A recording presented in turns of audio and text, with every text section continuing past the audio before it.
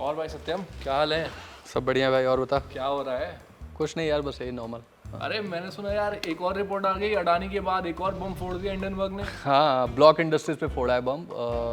ये अपने Jack Dorsey थे ना, ट्विटर के फॉर्मर सीईओ, तो उन्हीं की कंपनी है। तो जब से उसने रिपोर्ट जारी की, उनके 22% शेयर की वैल्यू गिर गई है। अरे तो ये सीन है। भाई, इस बार भी हो गया इतना? हाँ वैसे खैर, ये हुआ क्या है? रिपोर्ट में क्या आया है? अडानी का तो जैसे हमने देखा था कि कितना कुछ हो गया, तो इसमें इस रिपोर्ट में क्या आया?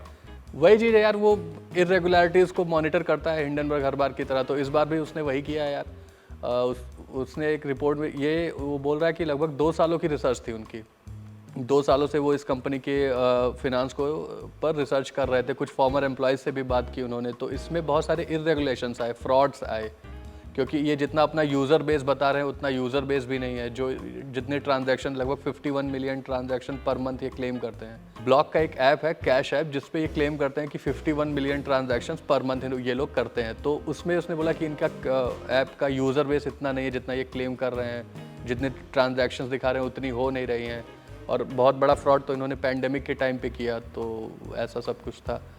तो मुझे तो लगता है इस बार डॉर्सी भैया की नैया डूब गई अडानी के बाद।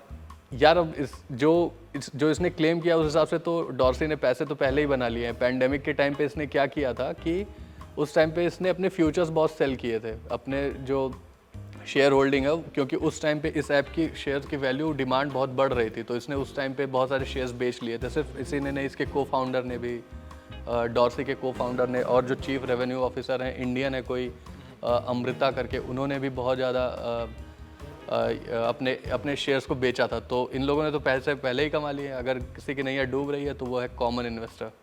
ये तो खैर हर बार होता है, अडानी के टाइम पे भी यही हुआ और इस बार भी यही होगा। हाँ, फंसते आम निवेशक ही हैं हर बार। लेकिन सत्य, मुझे ये लग रहा है यार, हिंडनबर्ग जिसके ऊपर मतलब लग जा रहा है ना, जिसके पीछे लग जा रहा है, उसकी नैया डुबा ही दे रहा है।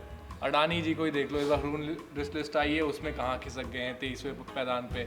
जैक डॉर्सी ने भी ट्विटर को बेच के जो पैसा कमाया है, मुझे लग रहा है सब ले डूबेगा इस बार हिंडनबर्ग। अडानी के साथ ये सीन था कि वो पहली बार किसी इंडियन कंपनी के बारे में कर रहा था, और उसका जो मेन रिसर्च का जो डेटा था वो फॉरेन इन्वेस्टमेंट का था। मतलब अडानी फॉरेन में कंट्रीज में क्या क्या कर रहा है। लेकिन इसमें ये फ्रॉड क्लेम कर रहा है। ये भी क्लेम कर रहा है कि गवर्नमेंट जो एड दे रही थी पैंडेमिक के टाइम पे, उसमें भी इन लोगों ने फ्रॉड किया।